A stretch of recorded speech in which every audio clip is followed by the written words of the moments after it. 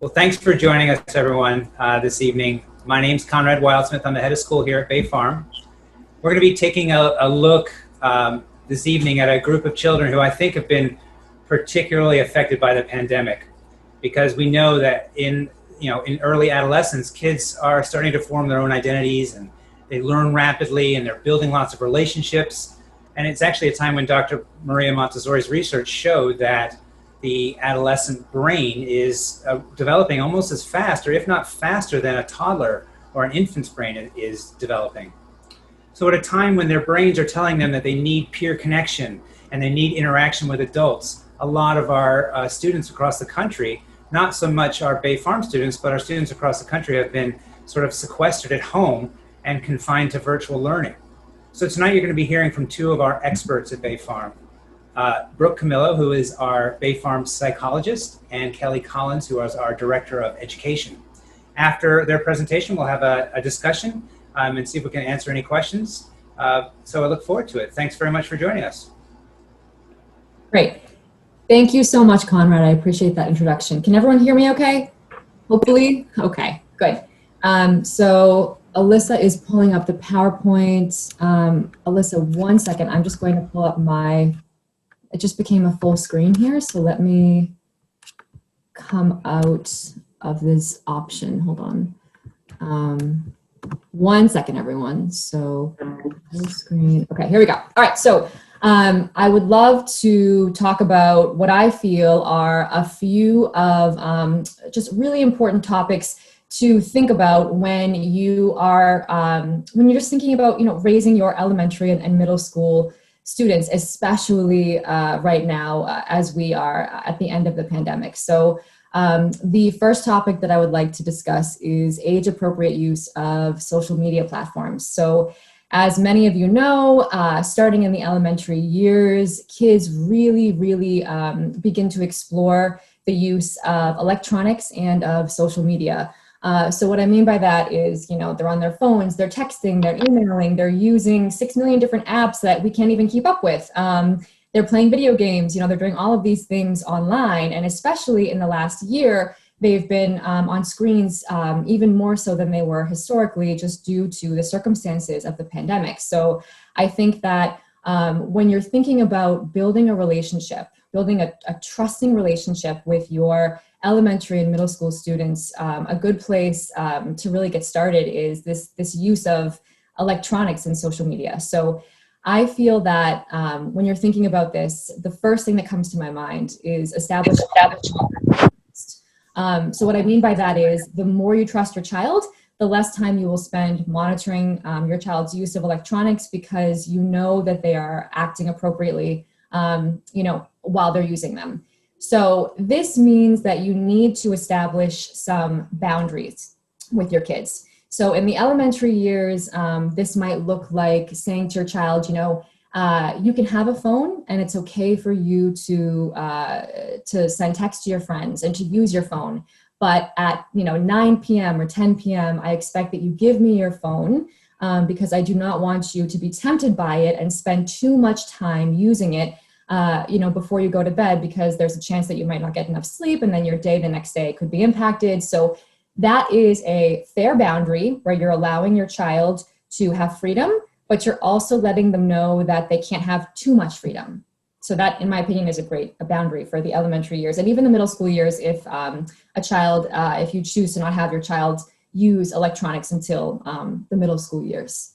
So the other piece of this is monitoring their use of social media and these apps I was talking about. So I think that it is fair to say to your child that you won't, take their phone without, or their iPad or their computer without knowing, but you will occasionally check in and just monitor to make sure that they're using it appropriately. So that's a good boundary that helps establish that trust, but it doesn't violate that trust too much. So the next topic I'd like to discuss is building character and confidence in your child. So what I mean by that is gentle guidance promotes autonomy. So I think it's crucial for parents to understand at these elementary and middle school ages that you still need to play a role in your child's life, but you need to take more of a backseat approach. And I'll get into that in a little bit. So I always say that providing choices is crucial because it starts to help build that autonomy. So instead of saying to a child, do this because I said so, you're giving them two, three, or four choices to choose from. So they feel like they're making an independent decision, even though you are still kind of guiding those choices. And then, of course, as you're helping kids develop this confidence and develop this character, I always like to remind parents that in our Montessori setting, we really focus on not saying things like "good job," or you can say "I'm proud of you," of course, but we try to avoid saying "good job," and instead we say things like, "You did it. Look at how your hard work has paid off. Are you proud of your work?" Because this really helps promote the development of intrinsic motivation, where kids are looking inside and to themselves for that praise instead of looking for it externally. So still on the same topic, I feel like this is incredibly important to address. Anxiety in kids has become a really concerning trend in the United States, especially over the last year during the pandemic. So one of the beautiful things about the Montessori philosophy is that because we encourage and promote the building of autonomy, it actually subsequently helps children learn how to regulate their emotions and in turn not feel as much anxiety. So what I mean by that is that, kids who can regulate their emotions independently tend to be less anxious because when they rely heavily on external adult reassurance, then it's difficult for them to figure out how to manage anxiety on their own because they're looking specifically and only to the adult to make their worries go away. So the really wonderful thing about promoting intrinsic motivation and autonomy in a Montessori environment is that you're actually also helping kids learn how to regulate their emotions and therefore not be as anxious. So the next topic I want to address is how to build mindful communication while also keeping emotional distance with your elementary and middle school students. So what I mean by this is sometimes distance actually is good. I know it's tempting to jump in and take over when you notice your child in distress. Humans are wired to behave this way. It's instinct. But as kids enter the elementary and middle school years, distancing yourself from your child emotionally will actually help assist in fostering the development of their social emotional skills.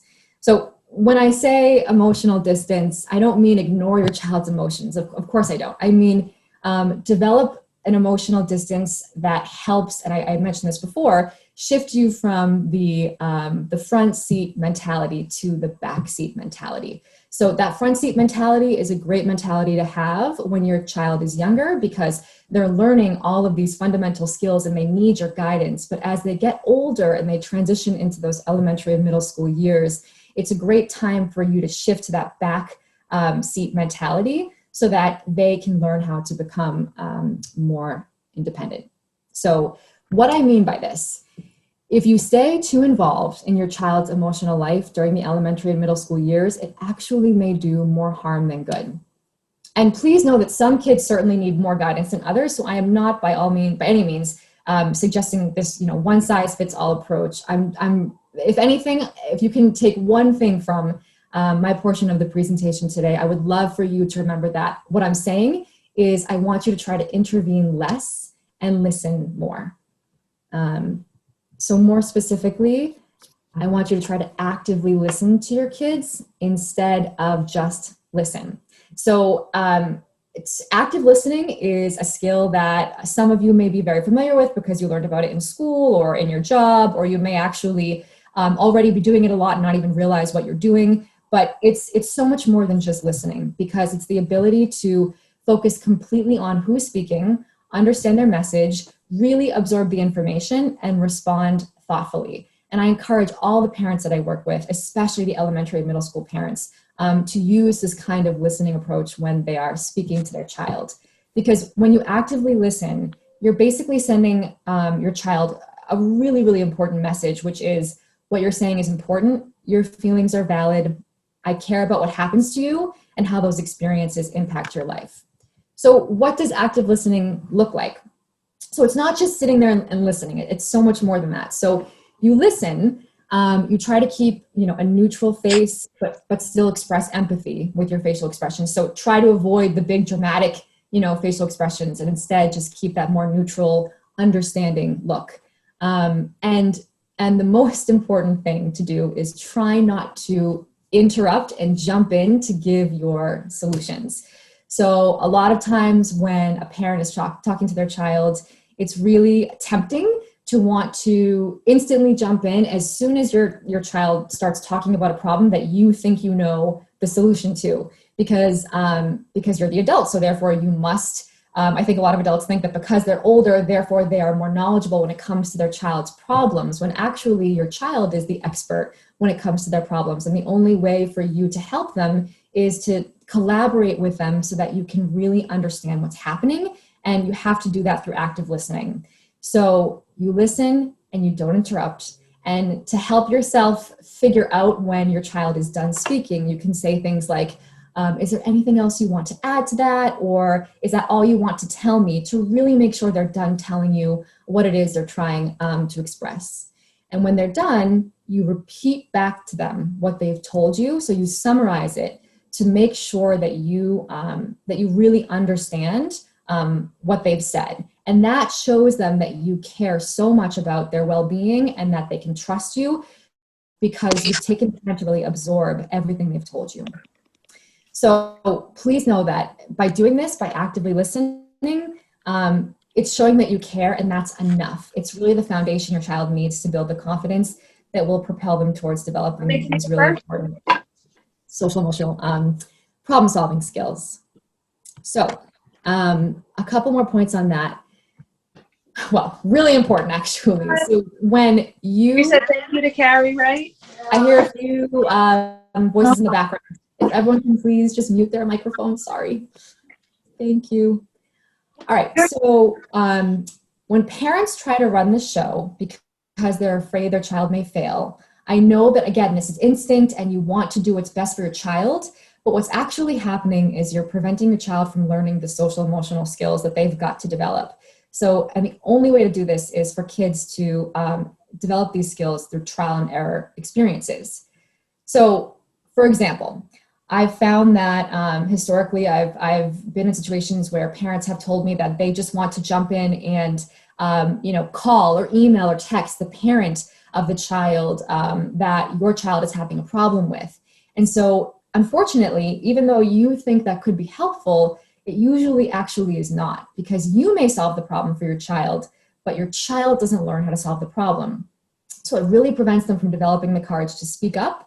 And it also prevents them from learning how to use those conflict resolution skills they need to navigate these peer issues in the future. So the next really important topic I would like to address, the second to last topic, is teaching your child about good friendship choices. So a lot of times parents of elementary and middle school students will come to me and they will say, I want to talk to my child about their friends, but I'm not sure how to open up the conversation.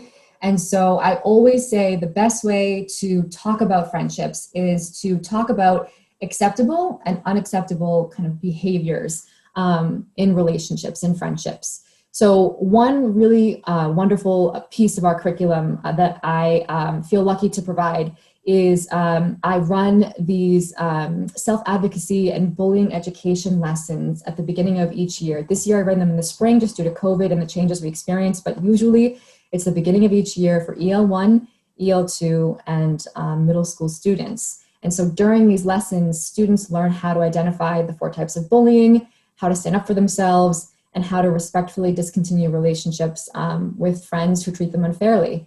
And one of the great things about these lessons is that kids really get to learn what those unacceptable and acceptable behaviors are. So I'll kind of come back to that in a slide when I talk about bullying at the end of my piece of the presentation. But just to come back to talking about good friendship choices, I also tell parents that you should make a point to check in with your child, your elementary and your middle school children. I would say once a month, just to see how their friendships are going. Because sometimes, if they don't bring anything up with you, it doesn't necessarily mean that they're okay and that things with their friends are okay. So making it a point once a month to check in with them and just kind of ask open-ended questions like, how are things going? How has so-and-so been treating you? Have you done anything fun lately? Or has anything happened lately that's made you feel upset?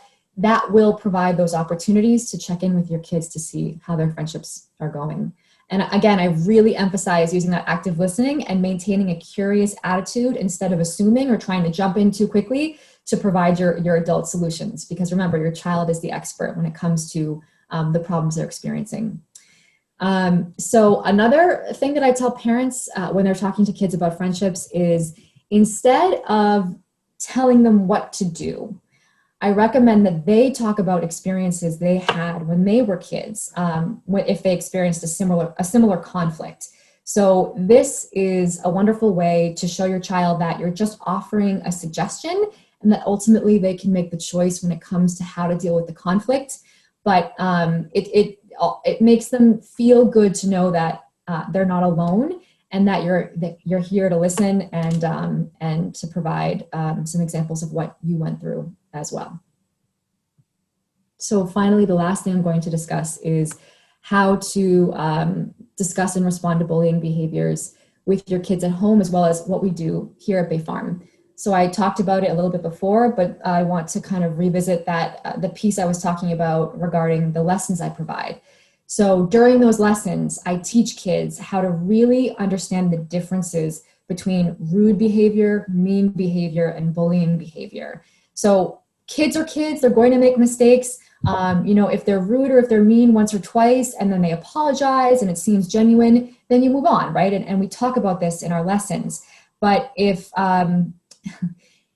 kids are mean and rude again and again and again, and then these 3 P's are present, purpose, power, and pattern, that's usually when I say to kids that the behavior has gone from just being mean or rude to becoming bullying behavior.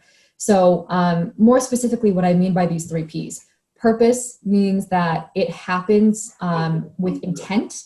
So the child who is doing it on purpose because they want to hurt the victim. There's power, a power imbalance is involved usually, where the bully is trying to gain power in some regard over the victim. And finally, and most importantly, is this pattern piece where it happens again and again and again. And that's your indication that, bullying probably is happening. The other really important piece that we talk about during my lessons is the 4 different types of bullying. So there's, the physical, which is the typical, stuff you see in the movies, right? Where a kid gets pushed against some lockers or there's a big fight. That's the most common or used to be the most common type of bullying, but no longer is.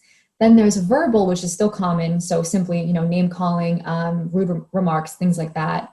Cyber, which is of course online, and then relational, which is the most dangerous, most terrible form of bullying that actually has just started to be recognized in schools in the last decade. So it's been happening forever, but it is the scariest and the worst type of bullying, where essentially students use their friendships to take advantage of other kids. So this might look like, for example, saying to a friend, I'm not going to be friends with you if you're friends with this person, or, I'm not going to be friends with you if you do this thing.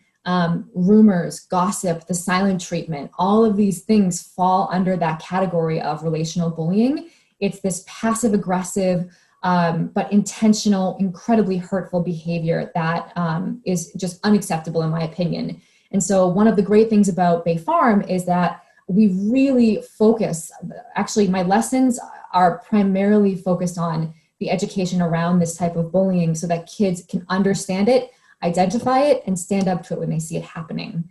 And then of course, finally, if the word bullying is ever used at Bay Farm, we take it incredibly seriously. We have an inquiry process that we go through to make sure that it stops and that more importantly, it does not happen again.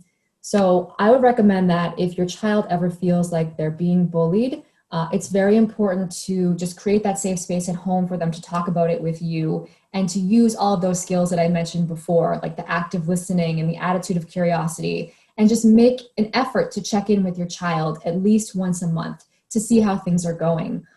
Because you might be surprised to find out that they're not as okay as they may seem. But what I will say is that because we offer these lessons at Bay Farm, it's an incredible opportunity for kids to learn so that they don't engage in these behaviors because they know they're not okay. And I feel honored to be able to provide these lessons and to be the counselor here at Bay Farm. And please know that you can always reach out to me if you have questions. I'm here to help, and I will answer your questions at the end of this presentation after Kelley gives her piece. So thank you. I'm Kelley, and I wear a couple of hats at Bay Farm and have, they've evolved over the years. Right now, I am mostly a middle school teacher and also part-time director of education. That will change next year when I'll be a full-time director of education. But really, my wheelhouse is the children and all areas of their development, the academic piece, the social piece, and the emotional learning as well. And what I've found through my experience and through my training is that they're actually closely related. And what we know is that a child needs to feel good about where they stand in all three areas of development. Otherwise, one of the others will always be negatively impacted. So I want to give a brief overview of the planes of development. That's a very Maria Montessori terminology, but it's really in line with just about every child development piece of information that we know. I'd like to, over the course of my career, start linking a little bit more to brain science to really understand, sort of develop a scientific method for how each of these planes work. But I'm going to focus mostly on the second half of the second plane and the first half of the the third plane. As you know, toddlers and infants are trying to learn to become physically independent, and they're trying to learn to walk, to run away from their families. But as you see, it's an inverted triangle. Every time you go down towards the bottom of the valley, it's a state of organization. They're acquiring skills that allow them to acquire this independence that they're yearning for. And as they go up, cross that point and go up, that's a state of disorganization. And that's fun, but it also can seem tumultuous when you're a parent or a teacher or somebody who is used to seeing this, wonderful, obedient, which really never happens, but this wonderfully content child, and then they turn a corner and they become more emotional. And one of the things that Montessori said was just every plane is like a rebirth. So you'll go through the stages, almost the same stages for each plane, but just with a different area of development. So we're going to focus mostly on the 9 through 15-year-old. The 9 through 12-year-old is still in elementary too, and they are trying to develop some intellectual independence, not just from their peers, but really from their families. They no longer need as much support from the materials. They're starting to be able to think abstractly, and what that means is they're able to look at larger picture issues and start thinking about what it means to them. It takes the form of being able to do quick math computations in your head, not needing to see the different grammar materials to know that a red circle is a verb. So they're able to take what they've learned from their earlier part of the second plane of development and start applying it abstractly. And one of the really important distinguishing features is that you are not necessarily focusing as much on the what to think, but how to think. And that's really, really important because that's what they're going to take with them as they prepare for high school. The content is extremely important. There's nobody that believes that a rigorous curriculum is more important than I do. I firmly believe that, and I firmly believe in challenges.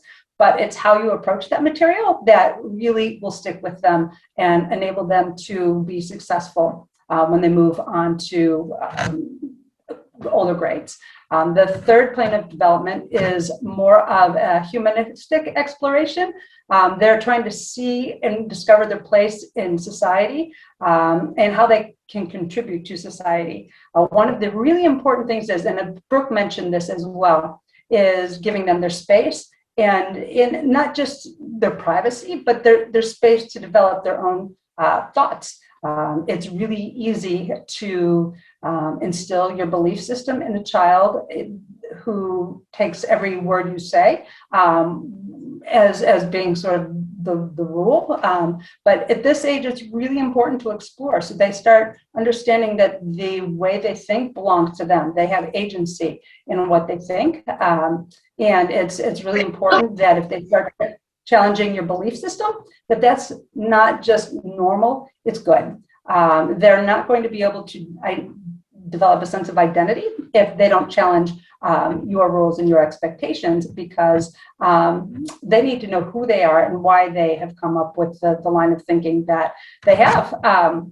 And one of the most important parts of being 9, 10, 11, 12, 13-year-old is that you have a sense of purpose. Without a sense of purpose, you really don't understand why you do anything. And there really is no sense of end game if you don't have a purpose. And the purpose doesn't have to be one that you say. I think one of the most stressful things you can ask a child, or two most stressful things that you can ask a child is, what do you want to be when you grow up? Because how in the heck do they know at 9, 10, 11 years old? Really, as they get a little bit older, it becomes even more stressful for them because they know that college is weighing heavily in the background. So it's enabling them to have some purpose, so they know no matter what they decide their interests are, they know that they have an expectation that they will be able to have some real goals.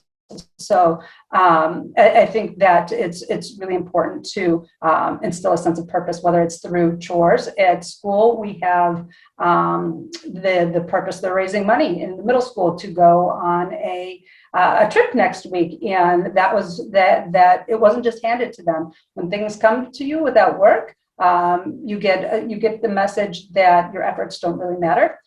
So developing a causal relationship between your efforts and the outcomes is really important at this age. And socially, it's really important to develop the ability to advocate for yourself. And I think that that's something that parents can really help with. And again, Brooke touched on this. Without the ability to advocate for yourself, you don't really learn to let people know what you need, whether it's more time or I don't understand. But without that confidence, they're going to sort of regress to the back of the room and see what happens rather than taking agency over making what they want to happen.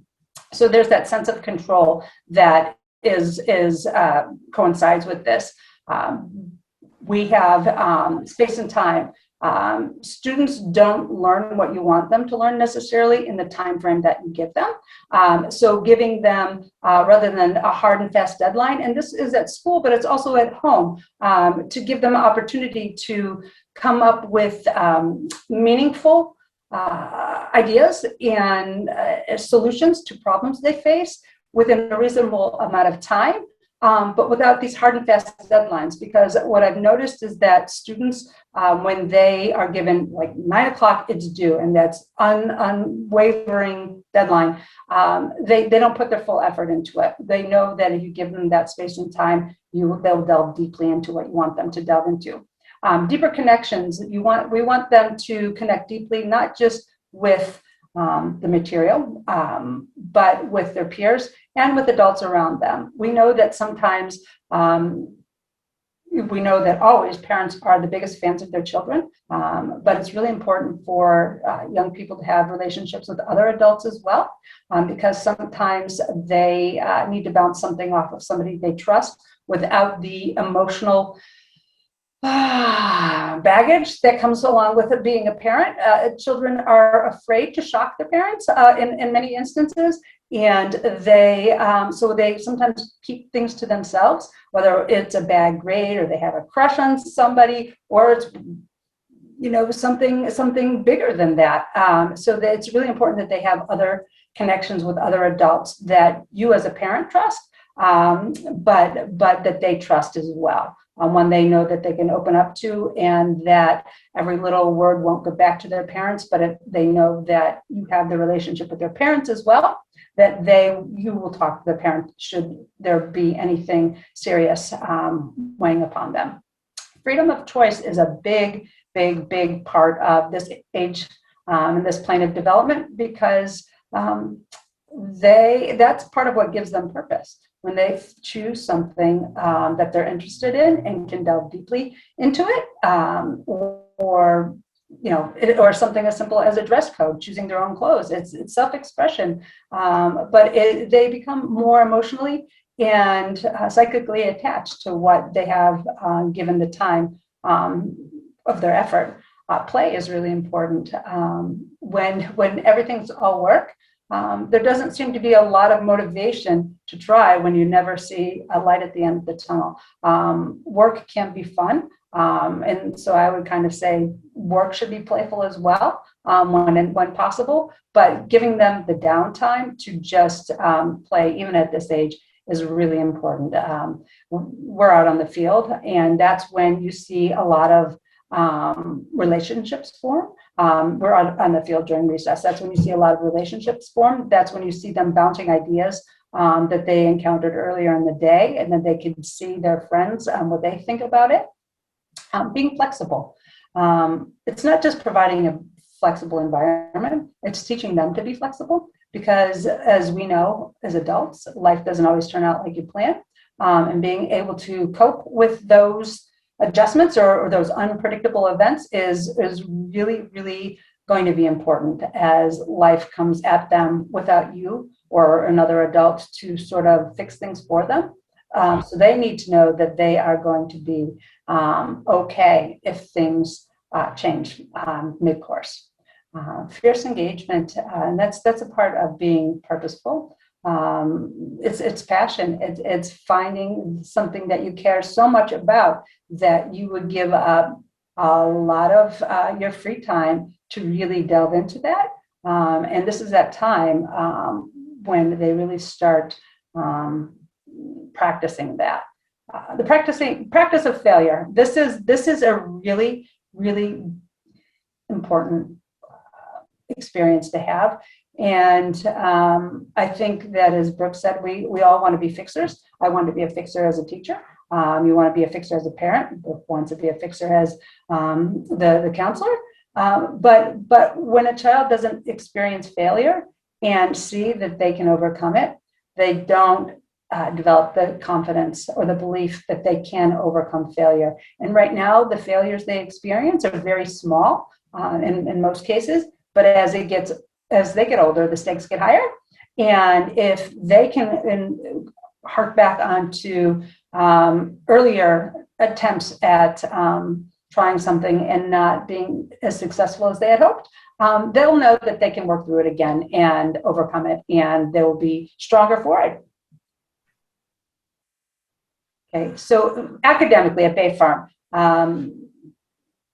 it's really important that the content, so in the children's house and toddler house, we call it a 3-part lesson. It's very much still the case in elementary 2 and in middle school, where you introduce material, you have them identify it, and then you expect a level of understanding. So it's I'll tell you, you show me, now tell me about it. And because we have the 3-year cycle that comes around at every program level, they get that again and again and again. I've had the benefit of having These 7th and 8th graders, I had them in elementary 2 for the U.S. history and U.S. government, and the depth that I'm able to go into the content area with them at this age, because they are emotionally, socially, and just developmentally ready for it,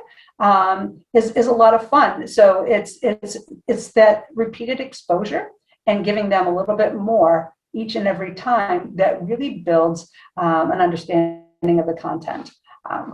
So that's a really important part of what we do at Bay Farm academically.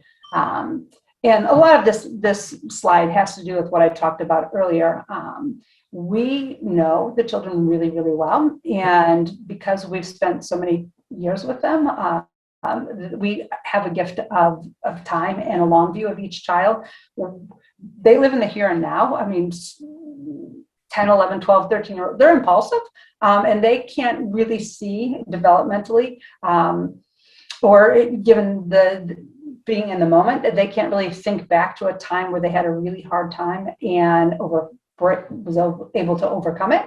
And we are able to point back to that time, and they remember and they are willing to work through it because you are able to point them back to that success that they never thought they would be able to have. And we've also come to know their learning styles, their tells when they get nervous, when they need their space. And so because of this knowledge of each child and what they need, we are able to give it to them and advocate for them or help them make better choices that will help them grow in the directions that we want them to grow.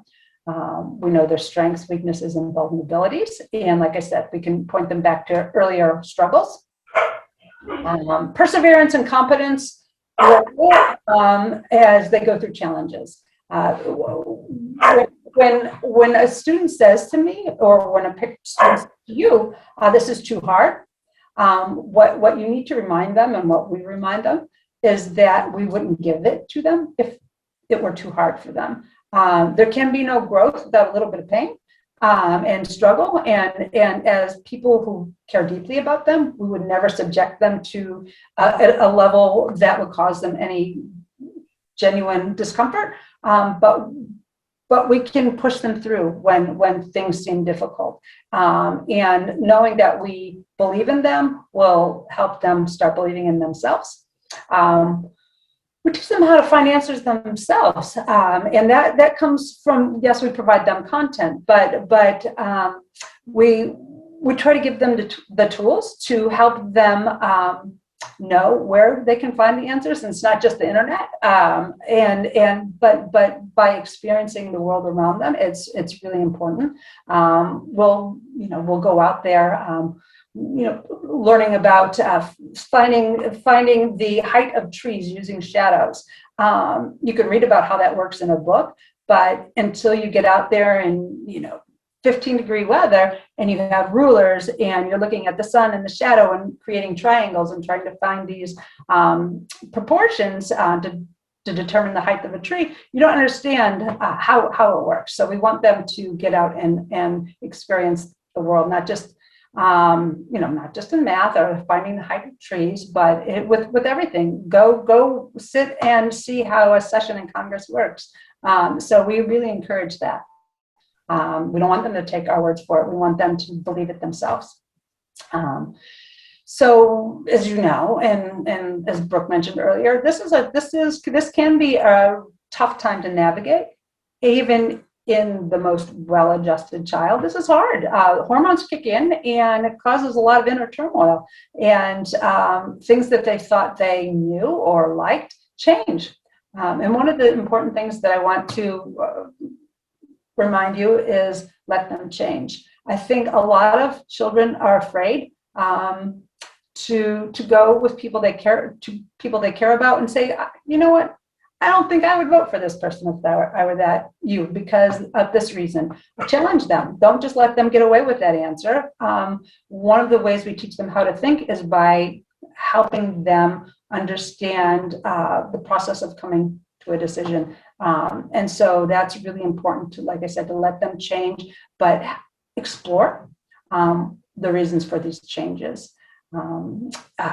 So another thing that I've said before is that they've come to see us as part of their family without the intensely close emotional relationship. So we're safe, we're trusted, and but we can distance ourselves a little bit. And they are really ready to try out new things around us because they want to us to not just appreciate them, but we know that everything they know that everything we do for them is to help them become the most capable, a learner, a friend, and just human on earth that they can be. And that is what we do, and that's how we prepare them. And it's really important. One other thing I wanted to add was to help them draw causal connections between their preparation and their performance. And in our environment, we can do that. So after every exam, after every big project, we'll sit down one-on-one to see if they're happy with the outcome or what they could have done differently. So we tried to help them see how their preparation impacts their performance. Be happy to answer any questions you have.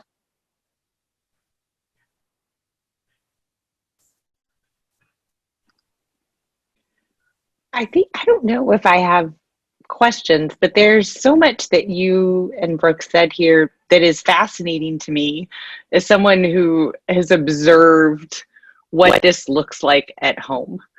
And even tying into some of my own helicopter mom weaknesses. So, I know you guys know the girls transferred to Bay Farm this year, all 3 girls out of really wonderful public schools where they were previously very happy until they shut down.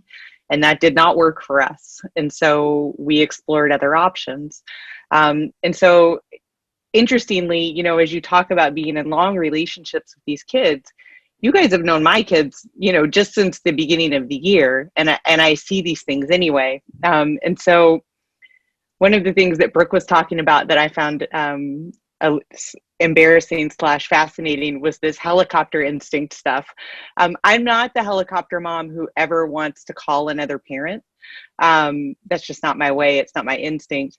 But I do really struggle when the kids come to me and say, this thing is happening. And it's like I'm dying inside while they're talking. You know what I mean? Like, I think, in light of what Brooke was saying, I was probably the victim of relational bullying when I was an adolescent. I didn't have a term for it until you just said that. And so particularly with Lucy, my middle daughter in the 5th grade,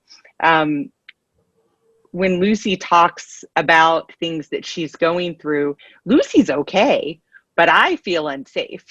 Like, I feel like my kid is out there in the wild and she is not okay and I must solve this.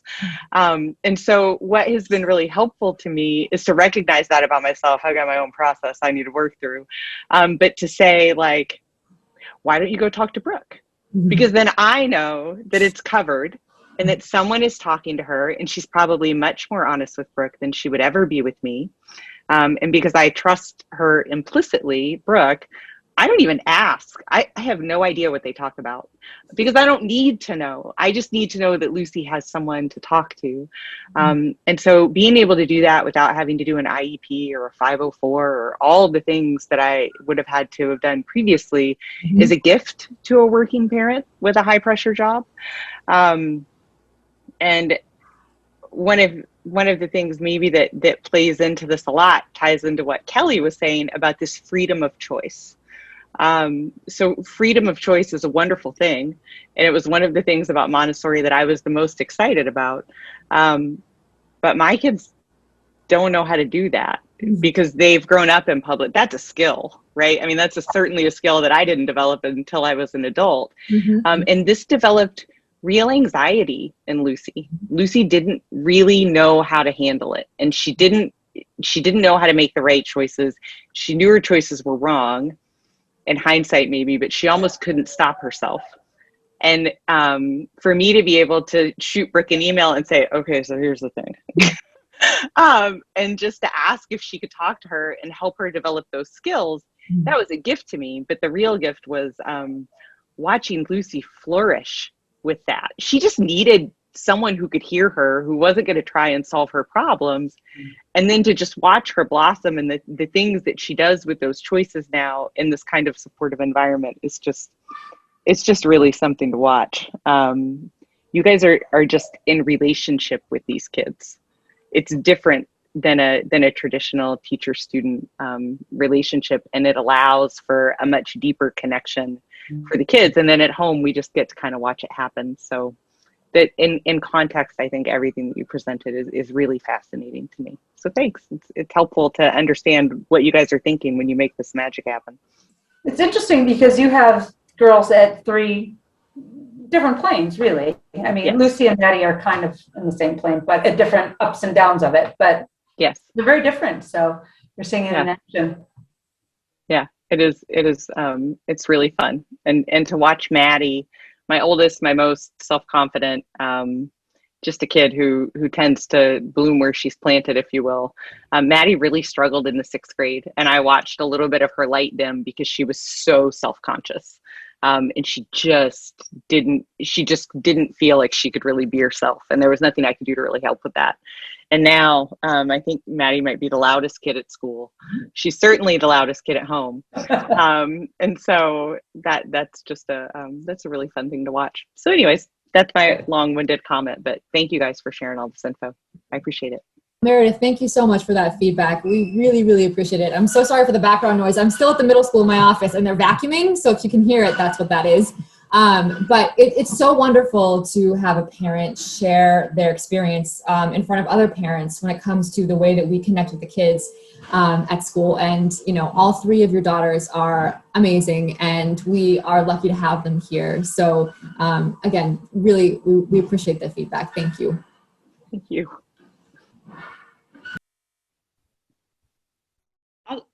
I'll share too.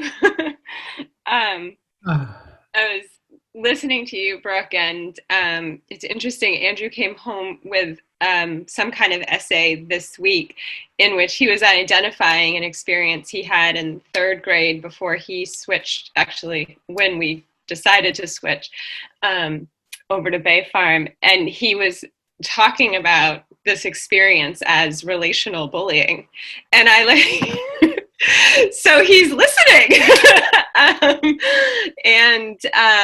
I didn't really know what it was, but then I saw the form come home and I read that, and that was in his folder, and I was sort of piecing it together, and it was that. And I think, you know, I can only imagine how helpful it was for him to really be able to process that experience in a way, and that there was something that had a name and he knew what to call it, and became identifiable to him. So I think that was kind of good closure on something that happened a few years ago already.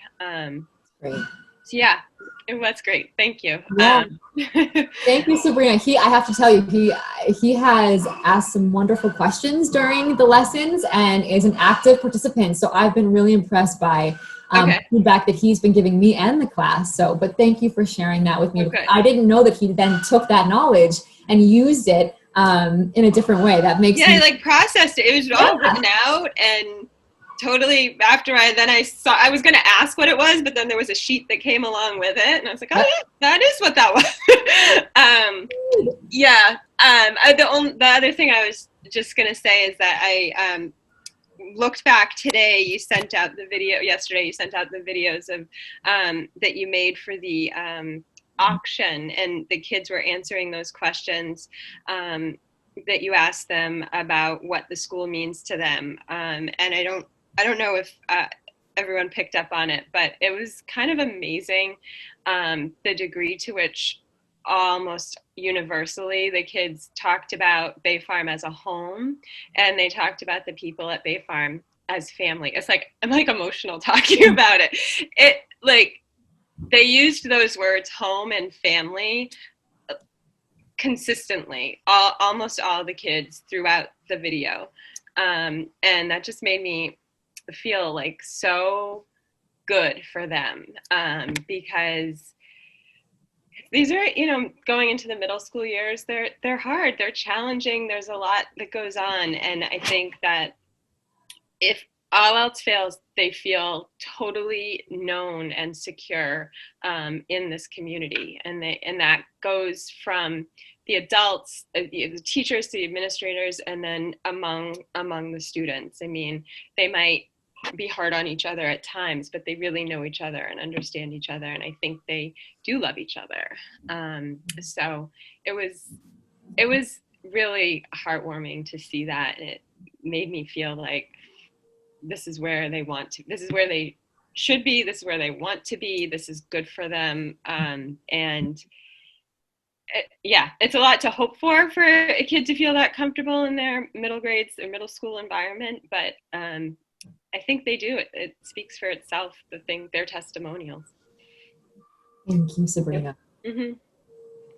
I was going to also comment about Mikey and starting at Bay Farm in 7th grade, which he went from public school and had a really hard time last year in 6th grade. And then when we had the whole pandemic and everything shut down. So the other day when I was driving him to school, he said to me, I am so happy I went to Bay Farm, he said, and I love the fact that if we have to organize our work, we have to be able to get it done, and there's consequences if we don't do that, or going out to recess or whatever it is. And he's learning from the beginning of this year to now, the difference in him is amazing. And also all the life challenges we've had in our family, this is probably so far one of the best experiences that we've had and has been so positive for us. And I can't say enough about it and how much I appreciate everybody. And him also being the youngest of 7 children, he has a lot of older siblings that we all hovered over him and we all did things for him. And he had all these parents of his, say so-called parents, siblings,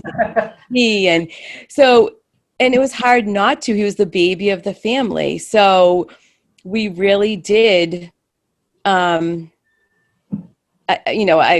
look back and think a little bit of a disservice by doing what we did, but at the time we thought we were doing the right thing. But he's become so independent, and he's out actually he's fishing right now. He goes fishing every day. He does things, and it was hard to let him go and to go on his own and to experience becoming more independent, but it's been a wonderful experience. So I couldn't be any happier with everyone. Thank you. And I think that's one of the hardest things for parents to do, is to let go just a little bit, not to take away your love, but to let them struggle a little bit, set those expectations and follow through with them. And they really, they thrive when they're fair and consistent. And that's what we try to do at school each and every day, even when it seems like, I don't want to be harsh right now, but it's really important that I give the same message each and every day. And it was hard because of the losses he's had in his life, and us just the anxiety of wanting to make sure that he's okay, that he can do it. But we were stepping in to do that. And now this has taught him so much more independence and confidence, and being able to do his work on his own and succeeding and feeling confident in himself and like he's accomplished those things. So it's been a wonderful experience. And I wish I had done this a lot earlier, but thank you. Thank you. Thank you for sharing Mikey with us. Thank you. Mm-hmm. And I Jess agree loves too. working too. I was just going to say, I agree too that they do feel a very strong sense of pride in how challenging it is and how much independence they're given to manage at Bay Farm. I mean, it's a secure place to contend with challenges and manage making choices. So, there are soft places to land when you fall, but they're really, really proud of how hard their work is and how how much they do and what they are able to accomplish. It's cool. Mm-hmm. And the experiences that they're getting, which they wouldn't have at this year, especially in a public school. Right. Yep. Well, thank you, everybody, for joining us tonight. I appreciate it. Thank you, Brooke and Kelley, for sharing your expertise with us. I think it's really valuable, and I hope that we can repeat this to other families, because, you know, the moral of the story to me here tonight is parents have to have the courage to step out of the way. And in order to have that courage, you need a place where you send your kids that you trust. And that sort of is the dynamic of the relationship, that you are allowing your children to fail in a place that nurtures and cares for them enough to make sure they have soft landings. This is a great place to fail. And those lessons that you learn as you fail, as an adolescent, that's what helps you succeed later in life. And I think that's vitally important to what we do here. So thank you for entrusting your children with us. I really appreciate that. And I was saying to Sabrina the other day, as much as you appreciate Bay Farm, we appreciate you, because we love teaching and we love having children to work with. And so we're so thankful to have your kids with us every day. We get as much out of it as you do. So it's a nice relationship. Thank you. Good night, everybody. Good night. Thank you. Thank you. Thank you. Night, guys. Thanks for doing this so late. See ya. Thank you. We'll see ya. Bye. Thanks, brother. Bye.